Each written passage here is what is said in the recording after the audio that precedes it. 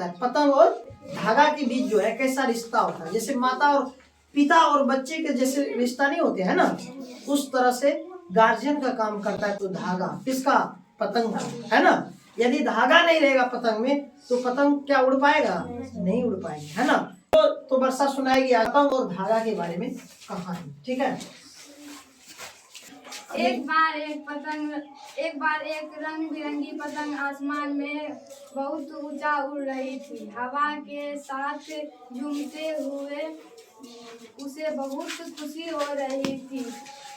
कुछ देर बाद पतंग ने नीचे देखा और सोचा, मैं इतनी ऊंची उड़ रही हूँ, लेकिन यह धागा मुझे बार बार रोक रहा है। अगर यह धागा न होता तो मैं और भी आजाद होकर उड़ सकती थी। पतंग ने गुस्से में धागे से कहा, तुम मुझे बांध कर रखते हो, मैं तुमसे आजाद होना चाहती हूँ। किसने कहा?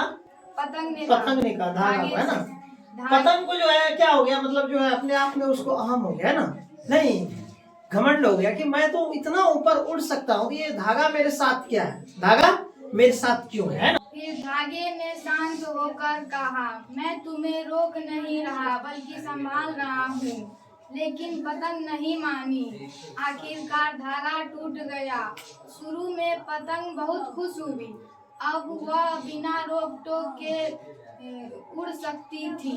पर कुछ ही समय बाद हवा का तेज झोंका आया और पतंग अपना संतुलन खो बैठा और अब उसे संभालने वाला कोई नहीं था और थोड़ी देर में वह जमीन पर गिर गई।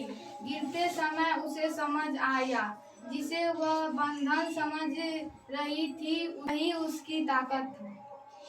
वेरी गुड, बहुत अच्छा।